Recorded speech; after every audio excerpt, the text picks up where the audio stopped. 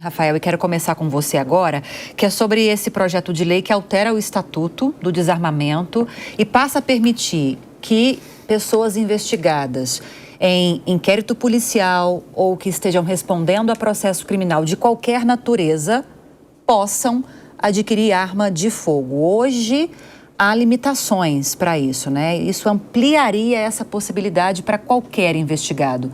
Sim. Você vê de que forma essa proposta? Eu acho uma proposta bastante esdrúxula, na verdade, né? Me parece que nesse ponto, o Congresso, aqui no caso a Câmara, que já analisou, se assemelha com aquele filho rebelde, né? Que não pode arma, então já que não pode arma, vamos poder arma até para quem está sendo investigado. Isso para mim é um problema.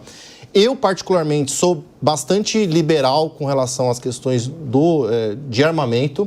Eu acho que se for com regramento, com exames e com bastante cuidado, eu sou a favor. Mas aí você amplia esse acesso para uma pessoa que está sendo investigada, eu acho que deveria ser o contrário. A gente deveria estar falando da possibilidade de liberação de arma de fogo para pessoas que estão aptas e, eventualmente, uma pessoa que está sendo investigada, essa não seria um requisito contrário. Então, por estar respondendo a um processo, a um inquérito, naquele momento ela não poderia ter acesso a uma arma de fogo. Se já tivesse que fosse suspenso, até que fosse decidida a questão. Isso meio que já existe hoje, né? Então, se o indivíduo tem um porte de arma, ou a posse ou o porte de arma, e dependendo do crime pelo qual ela está respondendo, uma das medidas cautelares que o juiz pode aplicar no processo é a suspensão desse registro, né? Então, nesse aspecto, meio que já está resolvido, a gente já lida com esse problema.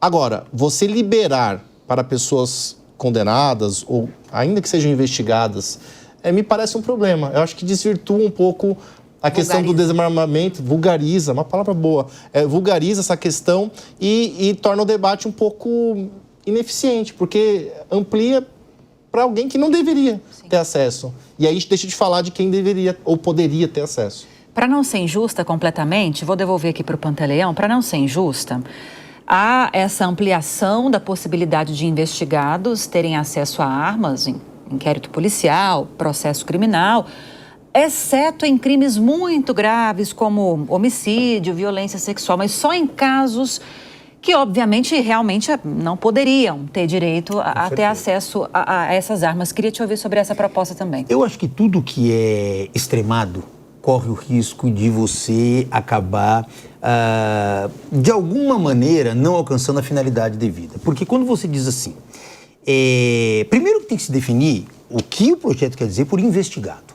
Né? Se nós entendemos que o investigado ainda é a fase do inquérito policial ou, eventualmente, no próprio PIC, né, conduzido pelo Ministério Público, que é o procedimento de investigação criminal, se for nessa etapa, você tem um contexto. Se nós já estivermos diante de uma ação penal, por exemplo, já é um outro cenário.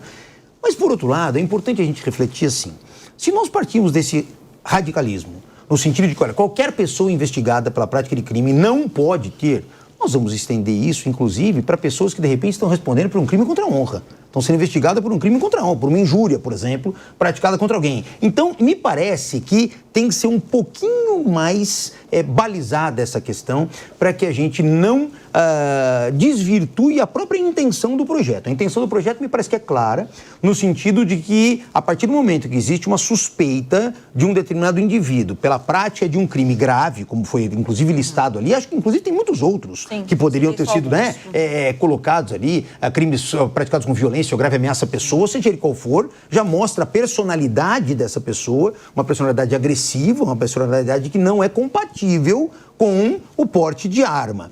Agora, você colocar isso como uma regra absoluta, me parece que às vezes você pode também criar excessos. Então, acho que tem que ser analisado cada caso, verificar qual é o tipo de crime que ele está sendo investigado, para que então, analisando a situação pontual, possa, dentro de uma individualização, concluir se aquela pessoa pode ou não, no contexto que ela vive, considerando as circunstâncias do passado dela, inclusive, porque muitas vezes se olha só para aquela investigação. Não, mas quais são os antecedentes dessa pessoa? O que ela já fez, né? Então, analisar o contexto daquela pessoa que pretende ter aquele porte de arma. E, a partir daí, de uma maneira fundamentada, deliberar pela autorização ou não. Celeste, você acredita que no Senado possa haver essa modulação que foi mencionada agora pelo Pantaleão ou não? Eu acredito que ou o projeto vai ser aceito ou rejeitado. Sem mudança. Sem mudanças. Até porque, assim, eram 28 projetos que foram acordados a aprovação, já passaram 21, então o que realmente eles queriam tirar, eles já tiraram. Acho muito difícil que tenha muita alteração no Senado. Mas sobre o conteúdo dessa proposta, você concorda? Acha que houve um exagero? Foi mais um aceno político para uma base de eleitores? Ou tem um fundamento técnico aí que você concorda com ele? Na verdade, Lívia, eu discordo totalmente. Eu acho que arma, quem tem que usar é policial.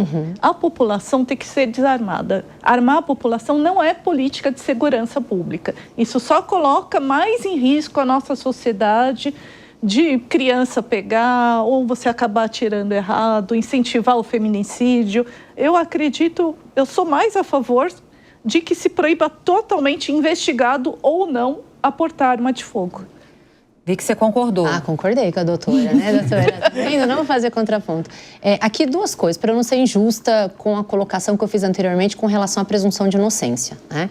Acho que aqui, claro, a bancada que eles chamam bancada da bala, né, teve todo o interesse em passar esse projeto. A gente tem que lembrar que tem a presunção de inocência, né, Lívia, que eu acabei de citar aqui, e que nesse ponto, se a pessoa não tem trânsito em julgado, muito embora o projeto não diga apenas só sobre os investigados e também condenados em primeira instância, se a gente partir do pressuposto que há essa presunção, nós estaríamos de acordo com o Estatuto, com a mudança dele. Lembrando que lá no artigo 6º do Estatuto de Desarmamento, a gente tem as pessoas que podem portar a arma, e assim como a doutora Celeste aqui colocou, não é...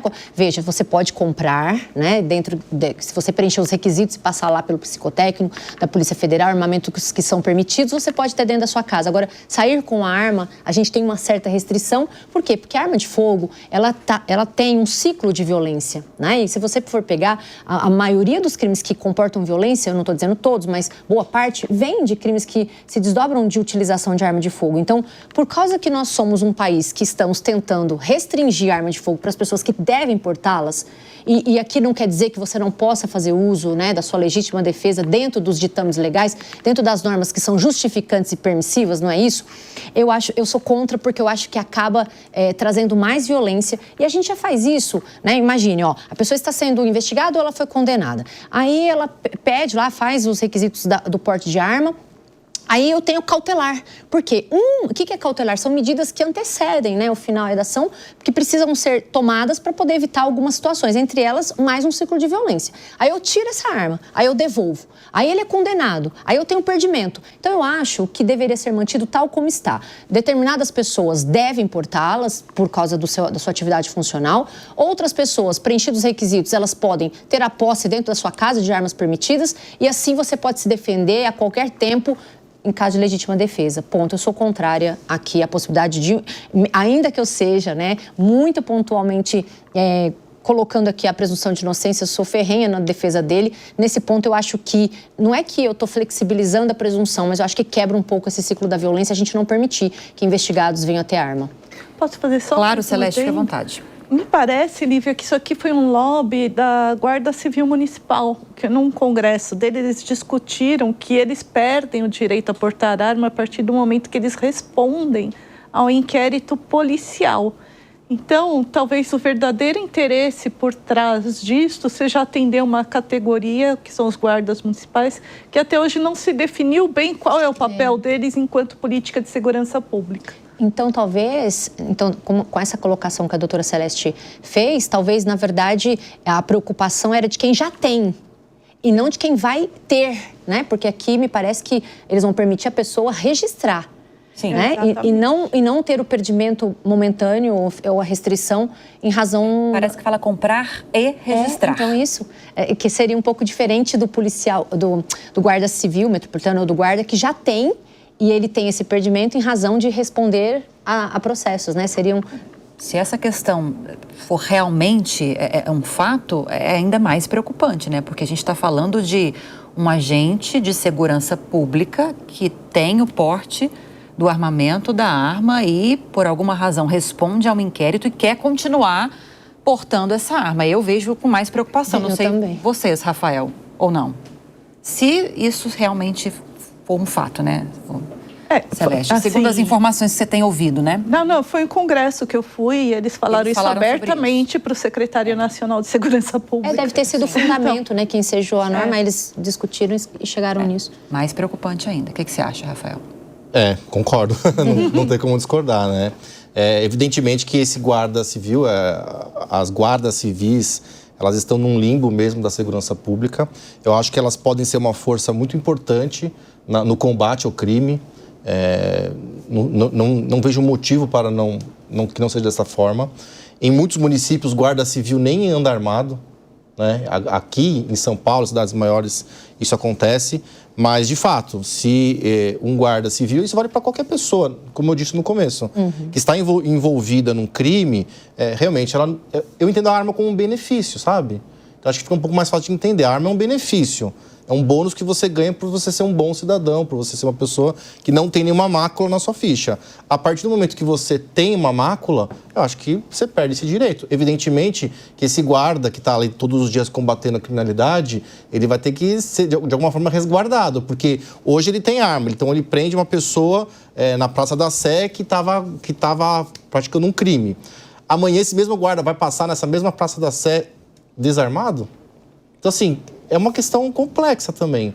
Então, das duas, uma, ou você afasta essa pessoa, vai para uma função administrativa, ou realmente não tem condições dele continuar na rua trabalhando.